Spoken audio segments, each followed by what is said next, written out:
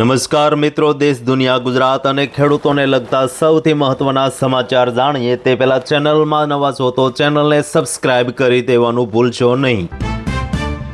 દક્ષિણ ગુજરાતમાં ભારે વરસાદ વચ્ચે યુદ્ધના ધોરણે બચાવ અને રાહત કામગીરી ચાલુ। આર્મી, એનડીઆરએફ, એસડીઆરએફની ટીમો મેદાનમાં। ભારે વરસાદની આગાહી વચ્ચે જૂનાગઢના નાગરિકો માટે સલામતી અને સૂચિત કાર્યવાહી અંગેની મહત્વપૂર્ણ માર્ગદર્શિકા જાહેર। NHAIની મોટી જાહેરાત, ફાસ્ટેગમાં મફતમાં મેળવો 1000 રૂપિયાનું બેલેન્સ, 429 મુસાફરોને મળ્યા પૈસા। પેપર લીક સુધારા બિલને કેબિનેટની મંજૂરી, 27 જુલાઈએ સંસદમાં રજૂ થવાની શક્યતા। અશ્વિની વૈષ્ણવે સવાલો ટાળ્યા। નીટ પેપર લીક પર વાત કરીએ। સુપ્રીમ કોર્ટે ભારતીય વાયુસેનાની મદદને કામચલાઉ ગણાવી, નક્કર યોજના માંગી।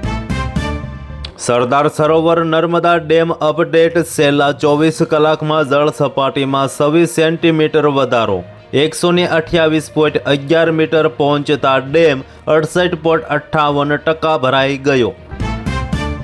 ક્રિકેટ જગતને લઈને હાલ આવી મહત્વની અપડેટ। ટીમ ઇન્ડિયા બુમરાહ અને અય્યર વિના રમશે મેચ, મોટા સ્ટાર્સ આ ઓડીઆઈ શ્રેણીમાંથી થઈ જશે બહાર। CJI પ્રોટેસ્ટ વચ્ચે કેન્દ્રની મોટી સર્જિકલ સ્ટ્રાઇક, NTAના 47 અધિકારીઓને એક ઝાટકે કર્યા સસ્પેન્ડ।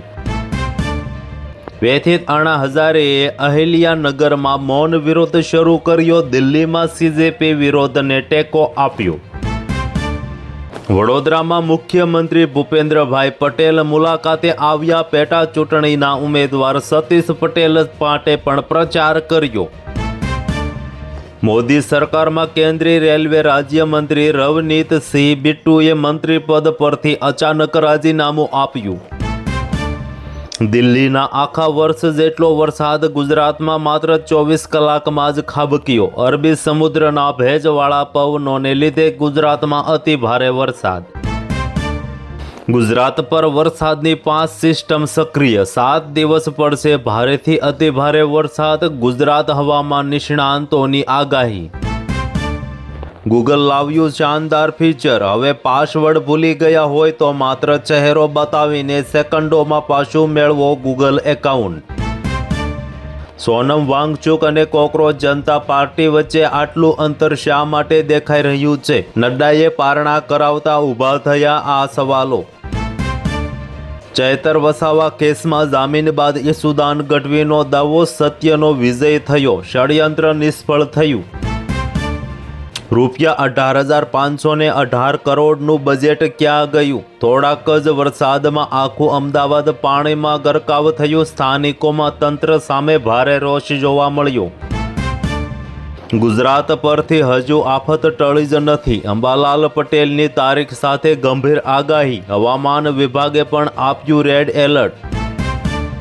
ગુજરાતમાં ભારે વરસાદ વચ્ચે વિદ્યાર્થીઓ માટે મોટી જાહેરાત, અમદાવાદ, વડોદરા, સુરત અને દમણમાં 25 જુલાઈએ શાળા કોલેજો બંધ।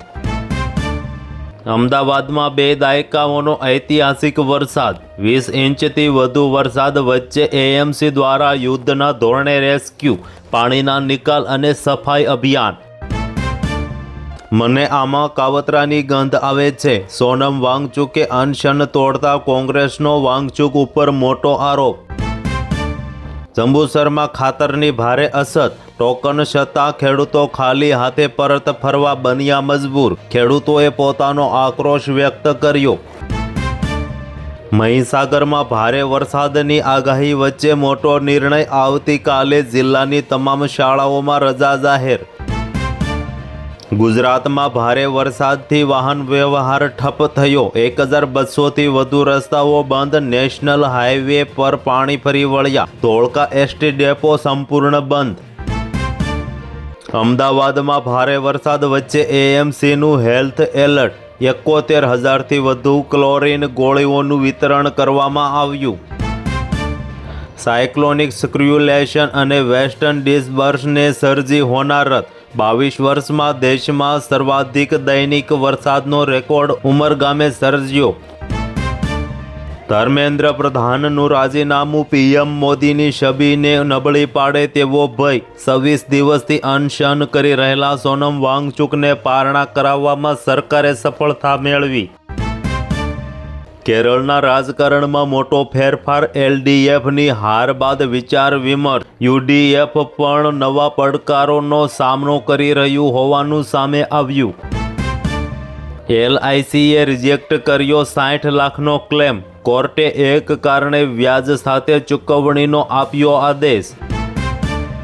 મેઘરાજાનું તોફાન. આજે 8 જિલ્લામાં અતિ ભારે વરસાદની આગાહી. અમદાવાદમાં 1927 પછીનો સૌથી અતિ ભારે વરસાદ નોંધાયો. ગુજરાતમાં અવિરત વરસાદથી મેઘતાંડવ મચ્યું. 38,000થી વધુ લોકોનું સ્થળાંતર કરાયું. 15 મજૂરોનું એરલિફ્ટથી રેસ્ક્યુ. ગુજરાત સરકારે લાંબી વિચાર ચર્ચા કર્યા બાદ ગુજરાતમાં કોન્ટ્રાક્ટ આધારિત નોકરીઓમાં અનામત લાગુ કરવાની તૈયારીમાં ગુજરાત સરકાર.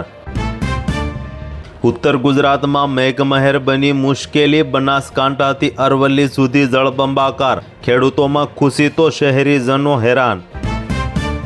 સોનમ વાંગચુકે ગુરુવારે મોડી રાત્રે ભૂખ હડતાલ તોડી. સરકારે લેખિતમાં આપ્યું આશ્વાસન.